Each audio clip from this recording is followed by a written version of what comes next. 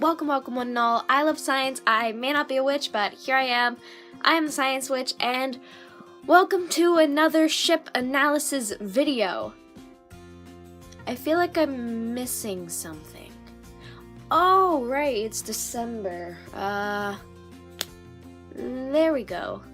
Sweet. Now, festivity decorations aside, we're going to be doing a ship analysis on a ship that I did not realize had such a large fandom. And I'm not just talking about this ship, I'm talking about the fandom in general. I'm talking about KevEdd from the Ed, and Eddie franchise? No, it wasn't a franchise.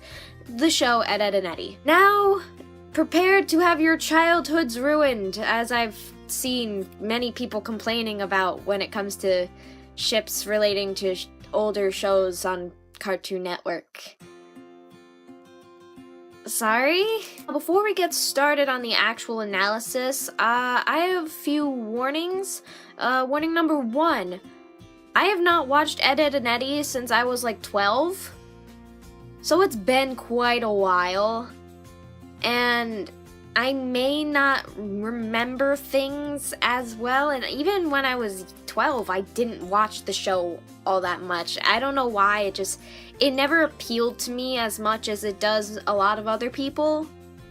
I don't know, it's weird. That being said, don't expect a plethora of knowledge of valid or truthful information because there's like a 95% chance it's not factual. I feel like I had another warning.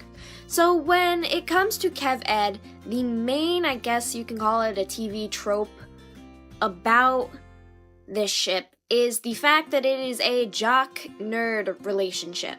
Obviously, Kevin being the jock, filling the jock stereotype, / also the bully stereotype, but that more falls along the lines of the Canker sisters. Kevin definitely falls under main antagonist, I guess. Double D is the main nerd, while Kevin is the main jock / bully. And the reason that a lot of people like this kind of trope is because of something I have mentioned many times before, being one of my favorite kinds of attractions is opposites attract.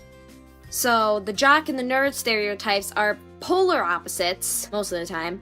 So why not put them together? Because why not? And there are a lot of people who see quite a good amount of chemistry between the two of them, which, like I said, I haven't watched that show in the longest time, and I haven't seen all of the episodes, so I don't know about every single moment. But I know that Double D and Kevin have a lot more positive interactions as opposed to either Ed or Eddie. Kevin can't fucking stand them, but he can tolerate Double D. I don't know, they seem to sort of get off on the wrong foot, and because Double D is associating himself with the other Ed boys, it's kind of hard for Kevin to see past that, being how much of a nuisance they are on the entire cul-de-sac. Someone picked up KevEdd moments in Season 3, Episode 10. No idea what it's called, no idea what it's about. All I know is that they interact. And in it, it looks like Eddie says something to Double D. I have no fucking clue.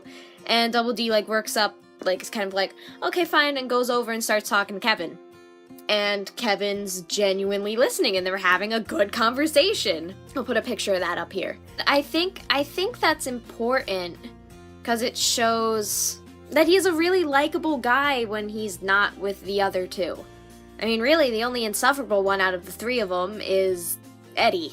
Nevertheless, we've got our shy, adorable nerd and his popular jock boyfriend, because, once again, opposites attract, and a lot of people find that their interactions and the way that Kevin treats Double D over the other two Ed boys is sound reasoning for why there is chemistry between the two. And I'm not denying that there is chemistry. The only thing is I don't remember And I'm sorry about that. I mean, I'm not going to go through and rewatch every episode of Ed, Edd n Eddy, because I'm pretty sure it's like one of the longest running shows on Cartoon Network. But from what I've gathered through the tag on Tumblr, it's very popular, which very much surprises me. And like I said, I'm very surprised that the size of the fandom for Ed, Edd n Eddy and the talented artists that are a part of the fandom. I mean, there's such great fan art for it. Really, there is. Like, if you like KevEdd and haven't gone onto the tag on Tumblr before, I highly recommend it. Now, speaking of fan art, our fanfic recommendation isn't really a fanfic. What I'm going to be recommending to you is a fan comic, as opposed to a fan fiction. This comic is split into 4 different parts, all going by 4 different names, all varying off of Double D's Ed name. It reminds me of a genuine episode of Ed, Edd n Eddy. And I know I'm not saying this is kind of stupid because like I said, I don't remember a lot of the episodes, but the way that it's paced and the way that they're written, it just feels like how an episode of Ed, Edd n Eddy would go. They get involved in a scheme, and Kevin recruits the other 2 Ed boys because he's in a bet against Eddie, and stuff goes on. The 2 of them, Double D and Kevin, they click and just they fucking win the bet because top notch. And bing bada boom, stuff happens, and then it takes Kevin like 3 years to accept his feelings. This comic goes through them in high school, now 16 years old, Kevin trying to ask out Double D. It's very well drawn. The way that it's drawn looks like the style of Ed, Edd n Eddy, except it's a lot cleaner, it's a lot more defined, the colors really pop. I mean, there's not really, on the cover art, it just pops and just really good quality. And I mean, everyone is in it. All of the kids in the cul-de-sac, including the Canker sisters, are involved in this. And there's also this guy, they called him Nat, but I think his name is Nathaniel? Nate? I have never heard of him, so I don't even know if he's a real character, but it's got everyone. And they're all portrayed phenomenally. Everything is written like an actual episode. I feel like these characters are very easily over-exaggerated. Their quirks are very over-exaggerated, but then again, their quirks are over-exaggerated in the show too. But some people just take it to a whole new level or don't do it enough, but these are just right. And I very highly recommend reading it, because it's super cute. It's really, really cute. Everything goes together so nicely. I love it. However, I do need to warn you, the 4th installment, which is the last one, is heavily NSFW. Very, very heavily NSFW. And being that this is a drawn-out comic, you can't hide behind words. It's there. There is drawn penis there. Definitely not for young kiddos. I mean, granted, I'm only 16 and I looked at it. I believe the artist marks it as 18 plus, but everyone marks things as 18 plus because that's the age for being like, oh, this is 18 plus, this is adult stuff. If you're mature enough to handle it, and if you think you're mature enough to handle it, go ahead, because reading it and seeing it in comic form is 2 completely different things. I mean, if you want to just drop it after the 3rd one, I don't really think there's that much of a problem. The final one seems kind of like a one-shot, and then if you end it at the 3rd, it's like a cliffhanger kind of thing, or open to interpretation, because there's no direct connection between the events of the 4th one and the 3rd one. I'm an idiot. I didn't even mention who made it. The creator of this fan comic is, I believe, it's candy acid on Tumblr, except the A's are 2's and the I's are 1's. So it's spelt like this: C2NDY 2C1D.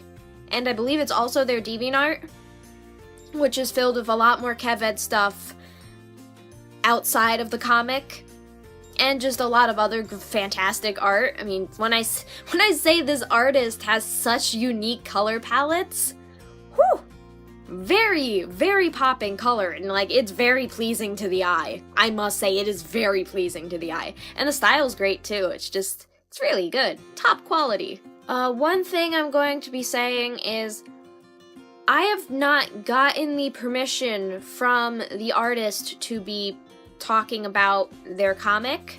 So I don't know if this person doesn't want me talking about it because I'm only 16 and could be promoting to a younger audience. In the event of this person not being comfortable, this entire segment is going to be cut out, and I apologize for that very much because I don't have a backup.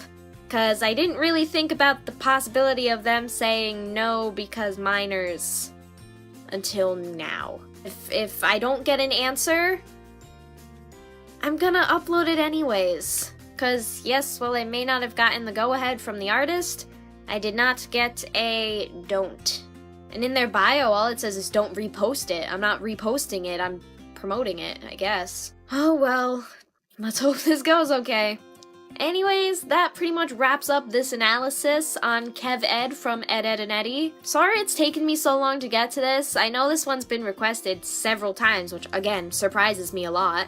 I don't know what I'm going to be covering next, so leave your suggestions down below and I will take those into consideration when picking.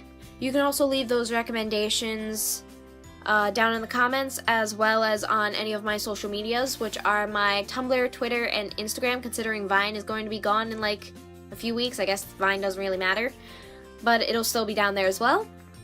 So leave me your suggestions down there, or you can just follow those to see what kind of random shenanigans I am up to.